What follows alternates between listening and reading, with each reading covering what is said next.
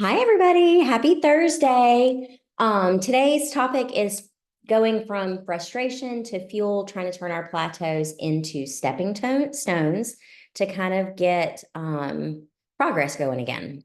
Let me finish getting this set up. I had it set and then it got a little weird. Ta-dum.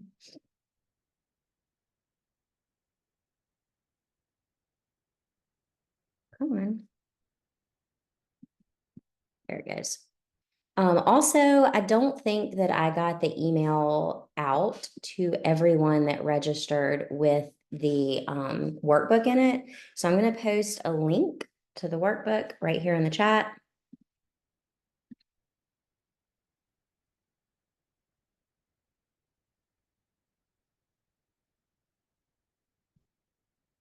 And that should work.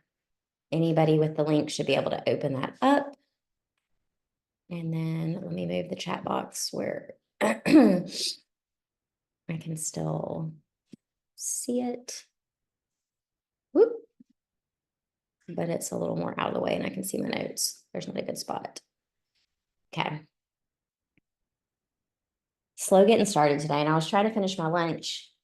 I don't know if anybody else watching is eating lunch. It is a lunch and learn. I got all my meat eaten and my vegetables, broccoli, some top sirloin steak, and then I've got some roasted tricolor carrots and a little bit of brown rice, in case you were wondering. Want to thank you for being here today. My name is Jennifer, and I'm a nutrition coach at Bandit CrossFit. I forgot to turn the lights on in here. Hold on. It's dark.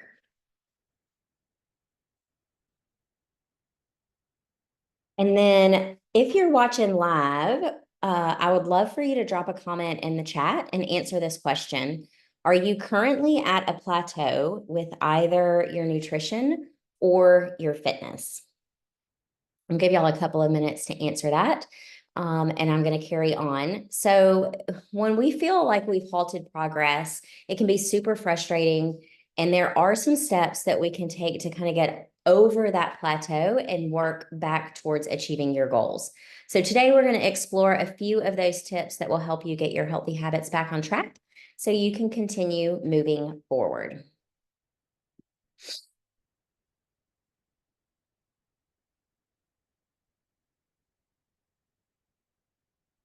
At Bandit CrossFit, we are partnered with Healthy Steps Nutrition to support our clients. We use a framework that's guided, tested, and proven. We believe that something as fundamental as nutrition shouldn't be complicated, which is why we focus on a simple, habit-based approach. But we know that helping you become the best and healthiest version of yourself isn't just about what you eat or that you go to the gym a couple of hours a week. We have to focus on a holistic approach that addresses nutrition, your stress management, your mindset, your support system, as well as your lifestyle, kind of all in a bubble. That's why we love this wheel right here.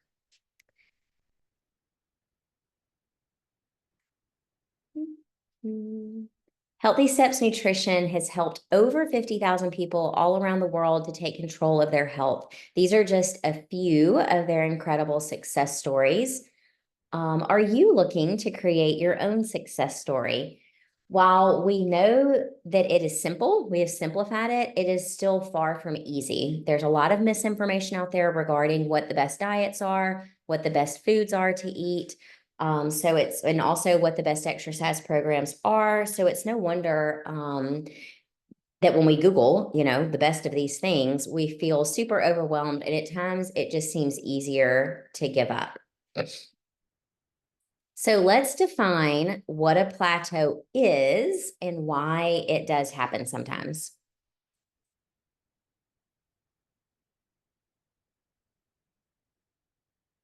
A plateau, the definition of a plateau is a state of little or no change following a period of activity or progress. Plateaus can be a period with no results. Usually, if you've gone about 4 weeks with no signs of progress, then you can consider yourself in a plateau.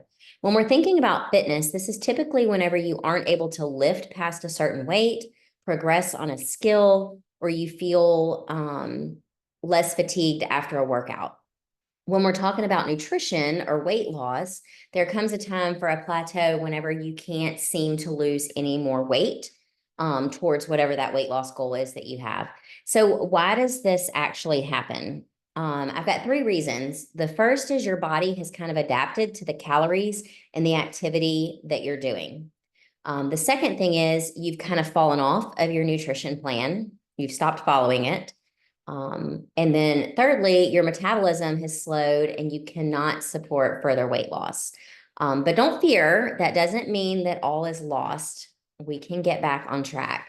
So sometimes we just have to circle back to the basics, right? It might be time to sit down and have an assessment. It can get very easy to become complacent about certain tasks or habits. So think about your day to day. Many of the times, something that falls off with clients is skipping the gym, saying, I'll go tomorrow. Like we had a long weekend and we're tired. Monday, we don't want to go. Or maybe you've been adding more treats in to your nutrition, or maybe you've cut back on how many vegetables you've eaten. What about something else to consider that kind of comes in seasons is alcohol intake and justifying a little more by it was a super hard day at work and I deserve this. Or do you find yourself saying it was just one day or it was just one treat?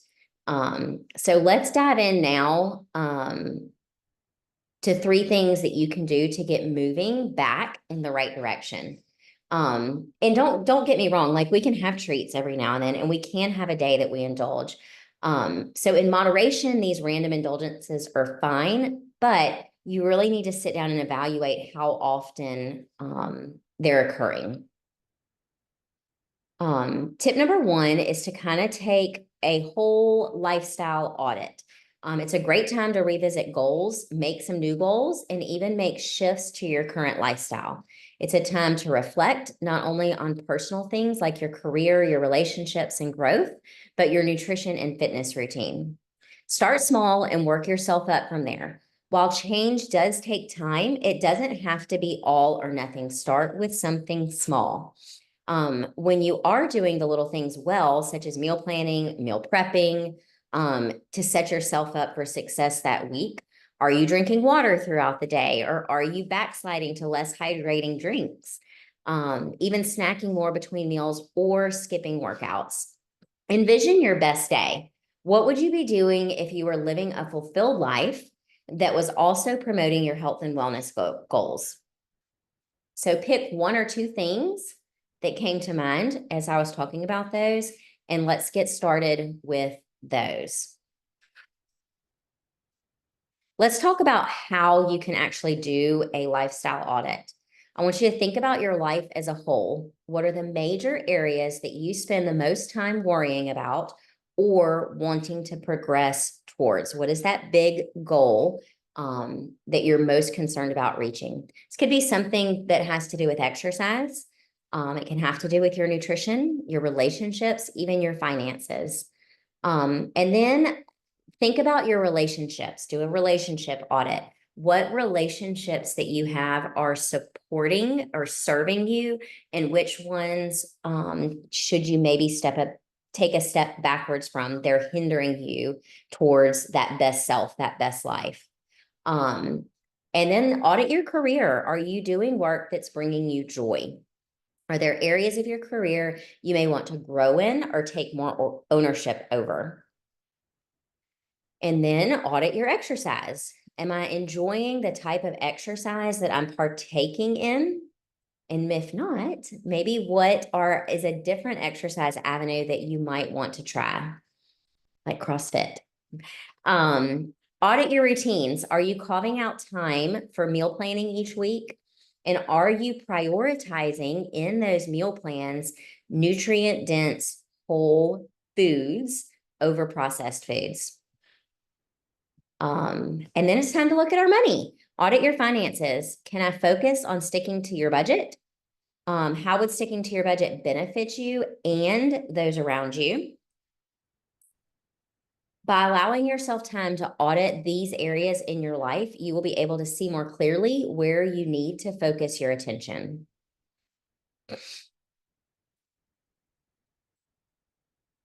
Now let's consider these 4 areas of holistic framework: our stress, our sleep, our support system, and our lifestyle. If you're following along with the workbook, you could write these answers in your workbook. How would you grade yourself on an A to F system, starting with stress? A being, yes, you identify that you have stress in your life that you may not be able to control, but you are managing it well. You have some stress management practices in place, and those are working well for you. What is causing the most stress in your life? And is there a way that you could decrease your stress? Did you know that when you are more stressed, your body uses up nutrients more quickly, which at times puts your body into a nutrient deficit, specifically with magnesium? What about your sleep? How do you grade yourself? Duration and quality included. A being that you're doing really well, you're getting all the sleep, you're not waking up very much. F being, we're feeling miserably. We're getting like 4 hours of sleep every night. The goal is definitely to get 7 to 8 hours of sleep per night. That helps to maintain our hormone regulation and blood sugar balance, as well as enough rest for us to have cognitive function or good cognitive function. And you also want to think about the quality of your sleep. Are you sleeping, once you go to sleep, are you sleeping throughout the night? Are you waking up? Are you tossing and turning? Do you have trouble falling back asleep? Those sorts of things. Next up, let's talk about support system. How would you grade yourself on leaning into your support system and asking for accountability from those people around you, and to help to support you as you get over a plateau.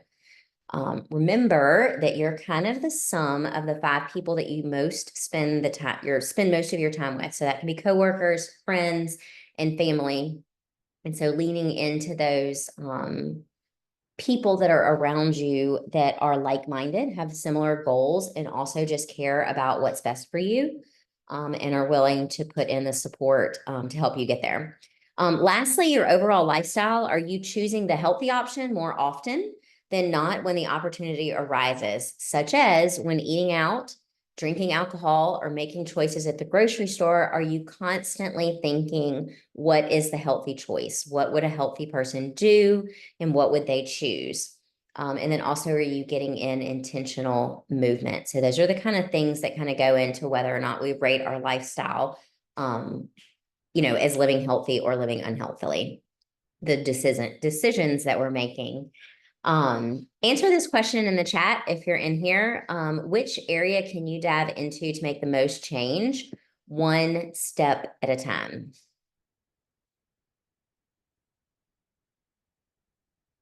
All right. So we have given ourselves our lives an audit. Tip number 2 is to kind of really dive into your nutrition and level that up. We've kind of looked at the big picture. Did you know, this is big, that skipping meals can do more harm than good? I have had some clients lately that that are really struggling with this. We get in that like diet mindset where we feel like the less food that we eat, the better. We feel like the problem with our weight is that we overeat. But more often than not, we are probably under eating, and maybe not under eating in volume, but under eating in the right types of food. But anyhow, skipping meals, you learn and lose the opportunity to get your protein and fiber in. And these 2 major components can really help you turn your plateau around. Let's talk about protein. Protein is the most satiating macronutrient, meaning that it keeps you full longer. It keeps your energy balanced while helping you maintain and fuel your lean body mass, your muscle. Eating enough protein throughout the day can also help with hunger cravings, boost your metabolism, which can lead to weight loss and help maintain your weight loss. So we got to keep the protein up. It's recommended to consume around 25 to 30% or even more of your calories from protein, depending on your various goals and what your activity level is, as well as how much muscle mass you have.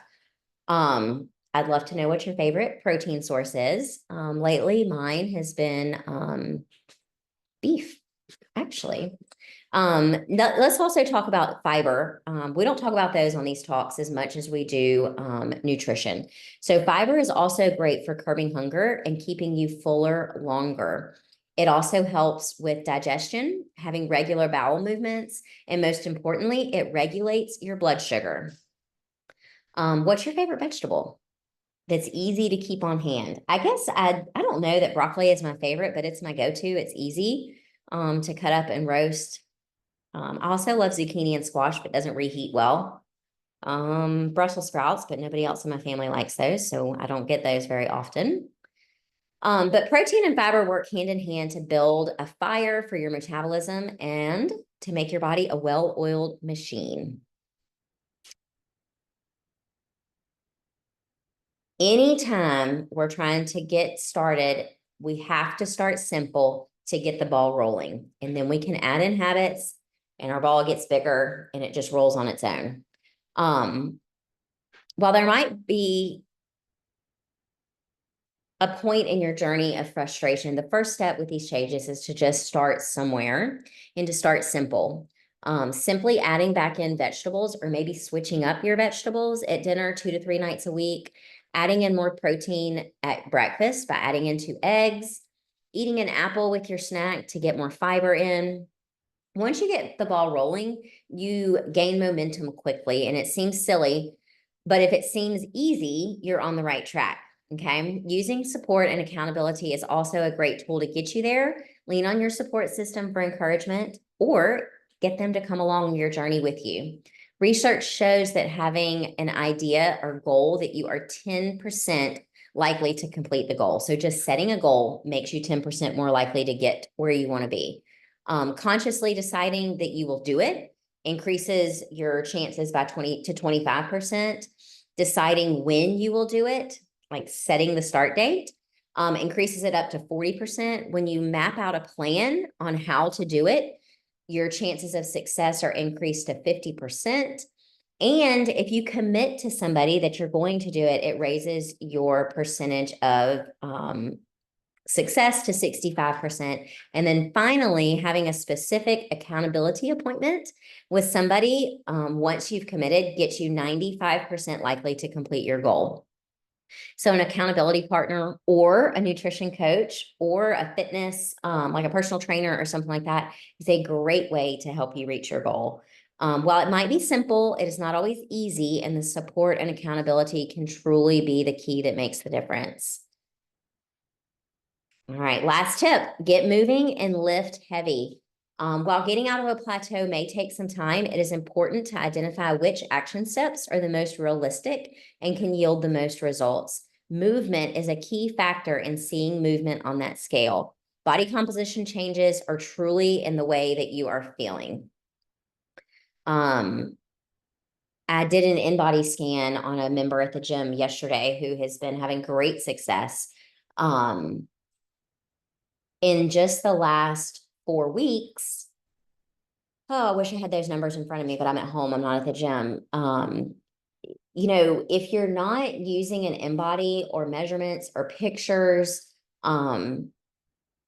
you could see just on that number on the scale if you step on the scale every day, you may see the same number and feel like that's a plateau. However, you also could be losing fat and gaining muscle. And the only way you can see that is if sometimes we have a scale at home that shows us like our muscle mass or something like that.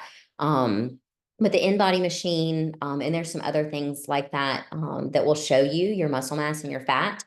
Also pictures, you can see a lot in pictures. Measurements are helpful for that. But anyhow, this guy on the scale, I want to say he may have gone up a pound on the scale, but he had gained like 3.5 pounds of muscle in a month and lost another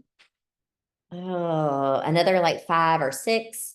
But also like some water weight had gone up, and our muscles hold water. So also that could be part of that. But anyhow, was just an excellent example of having an amazing month. And his percent body fat dropped another like 3 or 4%.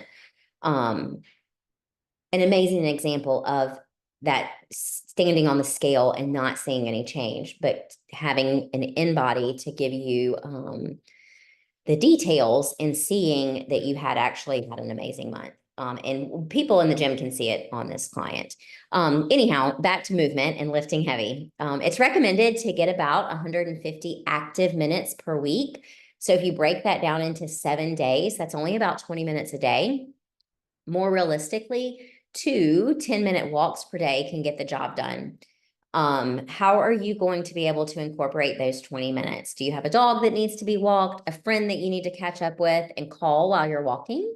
A family member for that matter that you could just reconnect with, a walk during your lunch break with some coworkers, getting them moving. Again, start small and simple to build momentum. Once you have incorporated some active minutes, start lifting weights, especially you ladies lift weights at least 2 times per week to reap the benefits. Not only will lifting weights help with bone density as you age, but will also boost your metabolism. When you have more muscle, you have more insulin receptors, which helps balance your blood sugar better. But more muscle also increases your metabolic rate. And this allows you to burn more calories when you're at rest. Some research shows that your body continues to burn calories up to 72 hours after a strength training session.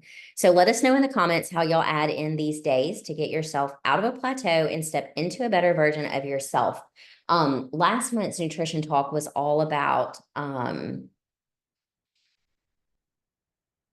don't remember actually what the topic was about, but my takeaway was on how many steps we get a day. And I've always told my clients that we need to be getting between 7,500 and 10,000. However, in the nutrition talk last month, I learned that and shared with all of you that we really need to have 15,000 steps. And if your body, like if you count your steps and you look at your steps, that's something else that you can kind of look at when you're in a plateau and bump up your activity level just in steps. You don't have to go to the gym for an extra hour. You don't have to start running, just move more. Sedentary lifestyle. That's what last month was on. But anyhow, so if you average 7,500 steps a day right now, then maybe to help get yourself over this plateau, you just increase to 10,000 steps a day. That doesn't mean you need to go out and walk, for an extra 30 minutes, but maybe every 30 minutes you get up and you move for 2 minutes. That's the best thing I've learned. I'm learning more that we're not moving our bodies enough. Even though I go to the gym and I work out for an hour a day, I walk for 20 minutes in the morning, I stretch and move after a workout or before sometimes. And then sometimes when the girls practices during the week, I'll walk in the evening. But in that middle part of the day, in between leaving the gym and being at a practice or getting, like dinner ready, I'm sitting a lot. I'm sitting at my computer and I'm working, or I'm sitting at home and I'm watching TV.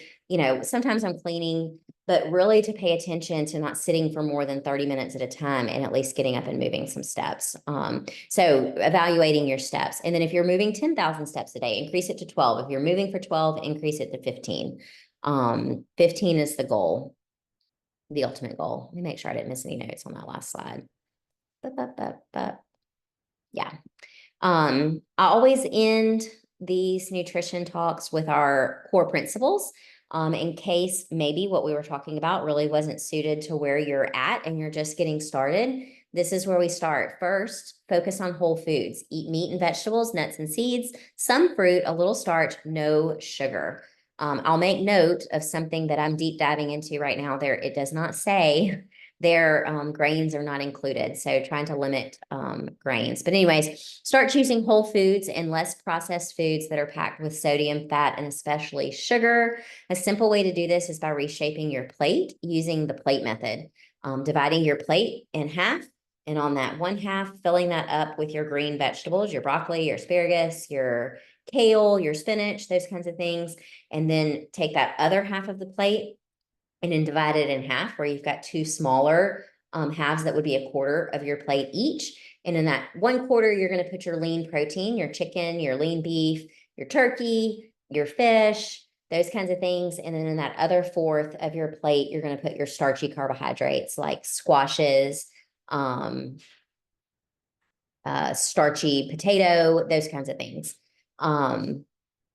And then second, once you are really only eating whole foods, then you can start to balance your macronutrients, meaning that every time you eat, breakfast, lunch, dinner, and snacks included, are you pairing a carbohydrate, a protein, and a fat?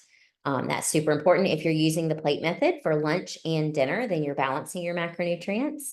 But maybe making sure at breakfast that you're having carbs, fat, and protein. And then looking at your snacks, are you having protein, carbs, and fat there? That's probably the biggest kicker for most people, because we'll have a healthy snack of an apple or some cucumbers or something like that, but we're missing protein in our snacks. So trying to add that in. Kind of 3 simple steps there to get started, and never starting with all 3, always starting with whole foods first. Biggest takeaway today, probably for me, is movement. When I hit a plateau, I just always evaluate how much I'm moving and how much processed food has gotten back into my regular routine. Like, because typically for me, I get in a busy season and I get to where I'm eating like protein bars or convenience foods. And even though I may still be eating the same calories in that time frame, it's more processed food in my body. It just doesn't fuel me. And so my body starts rejecting that and not working as properly. So that's for me. If you have any interest in nutrition coaching, we talked about how much improved chances you have of success when you're working with an accountability partner. I would love to do that for you. And I'll give a little thing at the end if that's something that interests you. But let's go over some frequently asked questions. What if you have already done these things? You're like, okay, I'm in a plateau and I have done all the things that you've talked about. You know, you're doing all the top tips, you've audited your lifestyle, you're prioritizing protein and fiber at all 3 meals, you're moving and you're grooving with your weightlifting sessions and your steps every week. It might be time to take a deeper dive into your stress. Most people, when asked about their stress, say, oh, I'm not that stressed. I'm only stressed because of my job, my kids, my life, whatever. Stress is a major contributor to your body holding on to fat. So if you're stressed, you have a higher cortisol level, which again does not allow fat to be burned.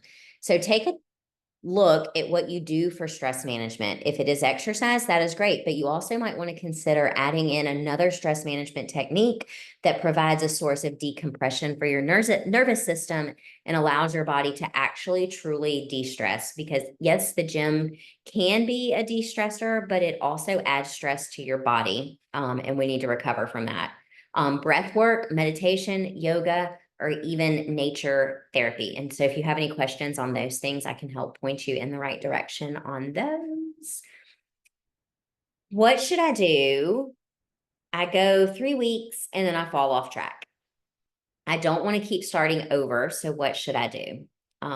If you feel like you're continuing to start over frequently, this kind of has to do probably with your mindset when you make a change. You're probably taking on too much at a time. So really dial it back. And just like I said earlier, if it feels too simple, then you're doing it right. Start with one thing at a time. For example, getting into bed at a similar time each night. Once you have successfully done that for 2 to 3 weeks, not 2 to 3 days, then you can move on to the next habit. You've been sleeping a bit more, so you have more energy to move. This doesn't mean walking every day or hitting the gym every day. Look to see how much time you were able to carve out and on which days. It might look like 20 minutes in the morning, Wednesday and Friday, going for an extra walk. Again, once you have done this well for a few weeks, build on it. Small successes over time compound into huge achievements. You just have to stick with it. And before you know it, you will have stepped your way out of a plateau. Healthy Steps Nutrition is who we're partnered with. They have helped a ton of people. These are just some of Bandit CrossFit's recent successes. Actually, all 3 people in this picture did our fall challenge and did really, really well. Super proud of them. Another free resource, in addition to this nutrition talk monthly, I also send out weekly emails. So if you're interested in that, you can message me and I'll get you put on that. But Healthy Steps Nutrition puts out a podcast called Nutrition Made Simple. Lots of great success stories and just kind of motivating clients that they have had or being interviewed. So that's a great resource. You can find it anywhere that you listen to podcasts. Well, sorry about that. I do have room to take a couple of nutrition clients, or if you just have some questions, I can do a free intro for you. You can scan that little QR code there. You can always message me, and we can chat that way. But we have several programs that would work for you, just based on how much accountability you need. If you have any questions, let me know and make sure no chatters. So I'm going to end us now. Have a great day.